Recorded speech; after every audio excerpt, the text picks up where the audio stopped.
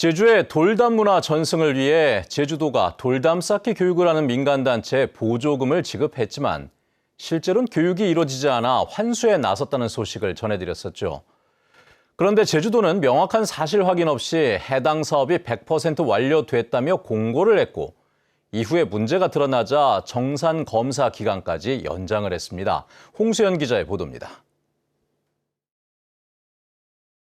제주도가 공고한 2023년 비영리 민간단체 지원사업 평가 결과입니다. 사업이 끝난 다음해 4월까지 평가 결과를 공개해야 하는 관련 규정에 따라 2024년 4월 29일자 제주도지사 명의로 공고됐습니다. 교육은 8차례 100% 추진됐고 사업 정산서는 기한 내인 같은 해 1월 29일에 제출됐으며 돌담 문화의 중요성을 공유했다고 적혀 있습니다. 실제로 심화교육은 실시되지 않았는데 현장 확인 없이 진행 내용과 사진이 첨부된 서류만으로 사업을 평가한 겁니다. 전체적으로 세부적으로 이렇게 정산이라든가 확인하는 절차가 좀 많이 필요하는데 그런 부분에서 좀 인력이라든가 그런 부분이 부족한 부분이 있어서 제주도가 이 사업 진행에 문제를 처음 인지한 것은 지난해 9월. 하지만 2달이 넘도록 조치는 없었고 그해 연말 제주도 감사위원회에 제3자 감사 청구가 제기됐습니다.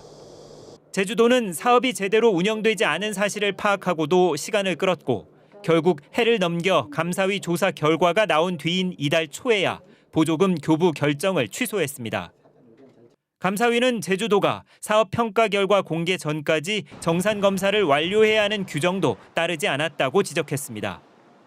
사업이 한참 지난 다음까지도 아직도 결산 중이라는 이유로 공개하지 않은 거는 이건 행정의 이 투명성, 이 사업 보조금 집행의 투명성들을 행정이 스스로 무너뜨린 것이다 이렇게 보고요. 제주도는 서류 검토를 소홀히 한 관련자에게 신분상 처분하라는 감사위 조사 결과에 따라 이달 초 징계 처분했습니다. 하지만 사업 정산과 결과 평가가 제대로 진행되지 않은 사이 해당 단체는 문제가 된 사업년도 다음 해인 2024년에도 보조금 지원 대상에 선정돼 1,300여만 원을 받았습니다. MBC 뉴스 홍수현입니다. 중학교 교사 사망 사건 이후 제주도 교육청은 도내 교사들을 상대로 민원 대응에 대한 인식 조사를 벌였는데요. 서희초 사건 이후 학교마다 민원 대응팀을 운영하도록 했지만 실제 학교에서 일하는 제주의 교사들은 4명 중에 1명꼴로 민원 대응팀의 존재조차 몰랐던 것으로 나타났습니다. 김왕섭 기자의 보도입니다. 지난 5월 스스로 목숨을 끊은 중학교 교사 현승준 씨. 학생 가족의 지속적인 민원으로 힘들었다는 유서를 남기고 학교에서 숨진 채 발견됐습니다. 현 씨의 휴대전화에서는 항의성 민원 전화와 메시지를 받은 흔적들이 발견됐습니다. 밤 12시에도 전화가 오고 하루에 13통화 정도까지도 직접적인 개인적인 폰으로 핸드폰으로 전화가 오기도 하고 조금 정상적인 범주내가 아닌 2023년 서희초 교사 사망사고 이후 제주도 교육청도 민원 처리를 교사가 아닌 학교가 대응하도록 개선했지만 지켜지지 않은 겁니다. 현직 교사 인식조사에서도 현장에서 제대로 작동하지 않는 대책은 여실히 드러났습니다. 제주도 교육청이 지난 6월 도내 교사 1,500여 명을 상대로 민원 대응 현황에 대한 인식조사를 실시했습니다. 학교에 민원 대응팀이 구성돼 있다는 것을 아냐는 질문에 24%가 모른다고 답변했고 절반 이상이 민원 응대 자료가 배포됐다는 사실을 알지 못했습니다. 개인 휴대전화 번호를 공개하고 있다는 응답도 30%가 넘었고 정당한 교육활동 침해에 대응할 권리를 모른다는 답변도 42%를 차지했습니다. 정교조는 교육청과 교원, 학부모와 전문가가 함께하는 민원 대응팀 전담기구 설치를 요구했습니다. 교사가 민원에 혼자 맞서지 않고 학교 공동체가 함께 대응할 수 있는 시스템을 만드는 것이야말로 현장의 높은 불안감을 근본적으로 해소할 수 있는 길이다. 한편 김광수 교육감은 내일 제주도 교육청에서 기자회견을 열고 이번 인식조사 결과를 바탕으로 마련한 교육활동 보호 대책을 발표할 계획이어서 실효성 있는 대책이 나올지 주목됩니다. MBC 뉴스 김항섭입니다. 네, 연일 계속되는 폭염에 바닷물의 온도까지 높아지면서 도내에서도 양식장 집단 폐사가 속출하고 있습니다. 특히 올해는 수온이 높아 고수원 특보도 보름이나 빨리 내려져 어민들의 걱정이 어느 때보다 커지고 있습니다. 고수원 피해 현장을 박현주 기자가 다녀왔습니다. 넙치 10만 마리를 키우는 제주의 한 양식장. 냉동실 안으로 들어가 보니 노란 상자가 쌓여 있고 상자 안에는 죽은 넙치들이 가득합니다. 최근 수조의 바닷물 온도가 올라가면서 죽은 넙치들인데 10일 동안 죽은 넙치만 3천여 마리, 무게로 3톤에 달합니다. 아깝죠. 지금 한참 클 고기인데 그걸로 해가지고 이제 우리가 이제 먹고 사는데 지금 저 사이즈에서 죽어버리면은 어장으로는 엄청난 피해예요. 넙치는 수온이 25도 이하일 때가 적당하고 27도를 넘어서면 대량 폐사가 시작됩니다. 현재 양식장 물 온도는 25.9도. 1도만 더 높아져도 대량 폐사 위험이 높아집니다. 양식장에서 물을 끌어오는 대정읍 앞바다의 수온은 29.2도까지 치솟았습니다. 양식장에서는 수온을 낮추기 위해 액화산소를 공급하며 안간힘을 쓰고 있지만 역부족입니다. 제주 바다에 고수온주의보가 처음 내려진 지난달 9일부터 제주 양식장에서 신고된 넙치 폐사는 30만 마리. 문제는 고수온 현상이 갈수록 심해지고 있다는 점입니다. 지난해 제주 고수온 발생 일수는 71일로 2020년의 3배 이상으로 길어졌고 올해 첫 고수온 특보는 지난해보다 보름이나 빨라졌습니다.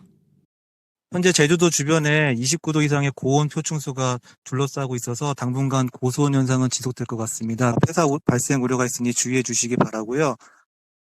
제주도는 도내 양식장 피해를 막기 위해 수온을 낮추는 액화산소와 면역 증강제 등을 지원하고 있습니다. 하지만 올해 유독 수온이 높은 데다 바닷물 온도가 10월 초까지는 올라 양식장들의 불안은 커지고 있습니다. MBC 뉴스 박현주입니다.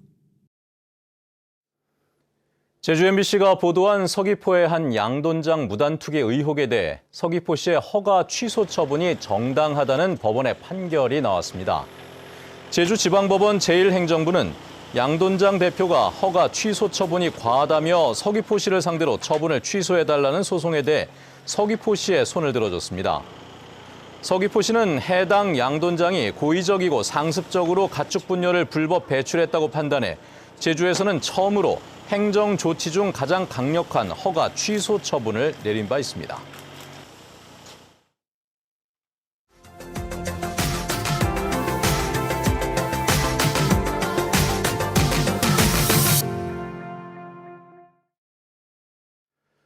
네, 도내에서도 학교나 카페, 화장실에서 벌어진 불법 촬영이 잇따라 적발되고 있는데요.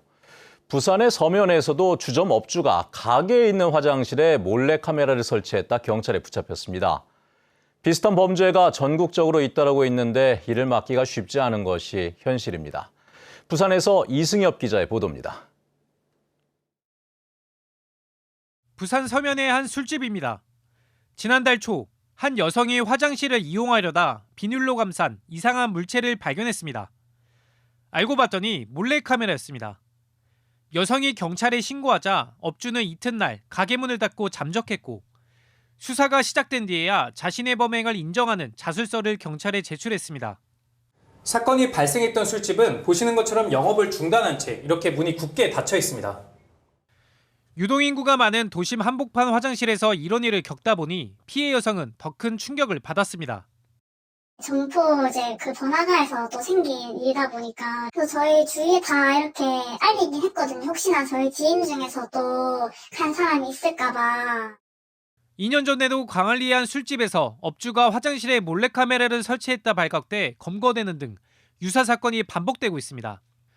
실제 지난 2021년부터 3년간 부산에서 적발된 공중화장실 불법 촬영 사건은 105건으로 전체 몰래카메라 관련 사건의 10%에 달합니다. 관련 법엔 공공화장실이 아닌 민간이 관리하는 화장실도 지자체의 불법 카메라 단속, 점검 대상이지만 규모 2,000제곱미터 이하는 제외돼 있습니다. 이렇다 보니 소규모 매장과 업소들이 밀집한 도심 화장실들이 범죄에 더 취약할 수밖에 없는 구조입니다. 유흥 지역이 많은 곳이라든가 또 상가가 밀집한 지역 이런 데는 지자체에서 관련 규정을 정비를 해서 철저하게 단속하는 게 필요하다. 경찰은 해당 업주를 성폭력 범죄처벌 등에 관한 특례법 위반 혐의로 입건해 검찰에 송치했습니다. MBC 뉴스 이수연입니다.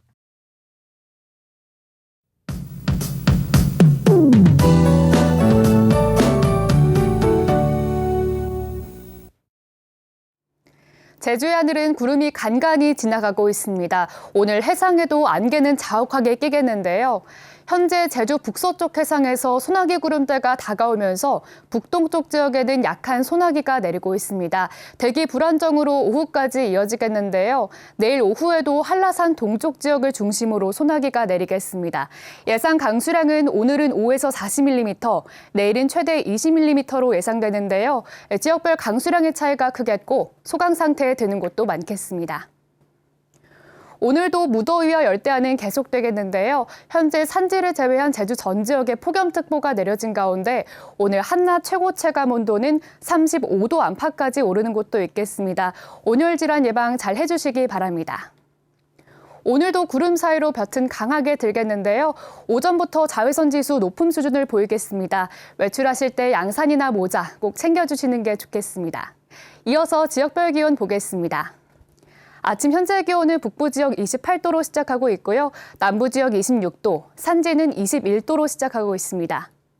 낮 최고 기온은 북부 33도까지 오르겠고 서부 30도, 남부 지역은 32도까지 오르겠습니다. 도서 지역은 대체로 맑은 날씨가 이어지겠고 오후에는 우도에 한때 소나기가 내리겠습니다. 바다의 물결은 제주 전 해상에서 잔잔하게 일겠습니다. 다만 제주 해상에는 돌풍과 함께 천둥 번개가 치는 곳이 있겠고 남해 서부 해상에는 안개가 짙게 끼는 곳도 있겠습니다. 해상 안전사고에 각별히 주의하셔야겠습니다. 또 내륙 지역에도 짙은 안개가 유입되겠는데요. 항공편 운항에 차질이 생길 수 있겠습니다. 이용객들은 사전에 운항 정보 꼭 확인하시기 바랍니다. 이번 주는 대체로 구름 많은 날씨가 이어지겠고 기온도 높게 오를 것으로 보입니다. 다음 주 월요일에는 다시 비 소식이 있겠습니다. 날씨였습니다. 구조나 장치를 불법 변경한 차량이 무더기로 적발됐습니다. 제주시는 올 들어 지난달까지 인증받지 않은 등화 장치를 장착하거나 차체를 승인 없이 변경한 불법 자동차 1,430대를 적발했습니다. 특히 특별 단속이 실시된 지난 6월부터 2개월 동안에만 61대가 적발됐는데 제주시는 자동차관리법에 따라 적발 차량의 원상 복구 명령 등을 내리고 과태료 부과와 형사 고발도 검토하고 있습니다. 다음 달 1일부터 5일까지 제주에서 열리는 에이펙 중소기업 장관회의를 대비해 식중독 사고를 예방하기 위한 집중 점검이 이루어집니다. 제주도는 회의장인 제주국제컨벤션센터와 주요 숙박시설, 오찬과 만찬장을 대상으로 조리 종사자에 대한 식중독 원인균 검사를 진행합니다. 또 회의 기간에는 광주지방식품의약품안전청과 합동으로 신속 검사 차량을 배치하고 검사반을 운영할 계획입니다.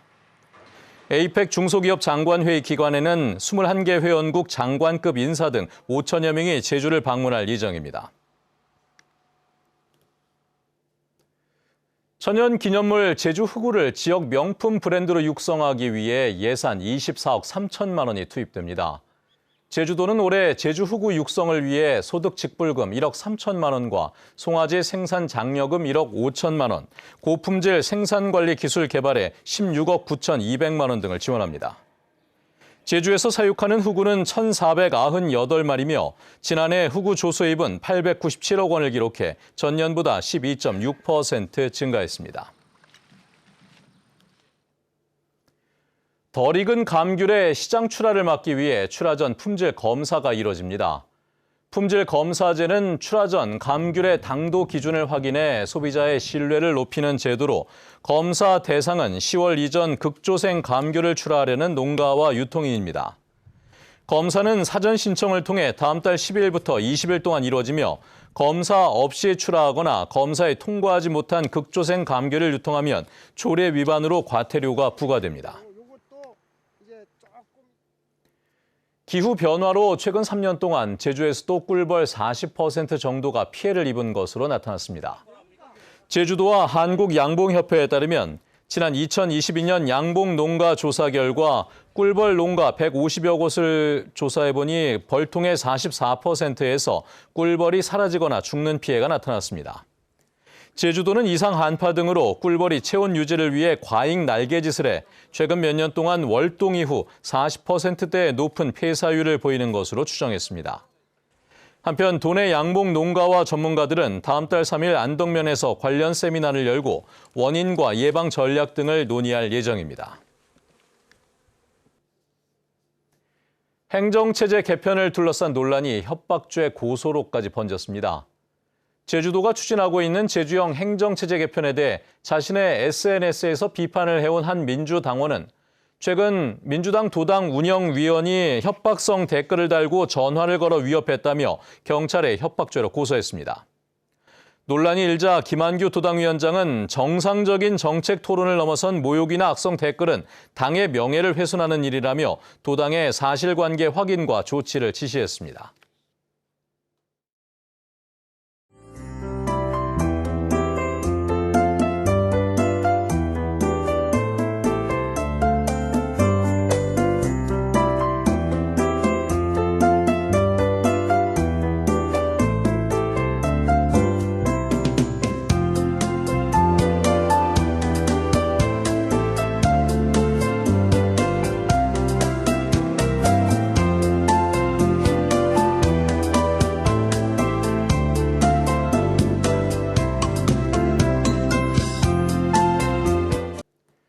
네, 뉴스투데이 제주를 마칩니다. 시청해주신 여러분 고맙습니다.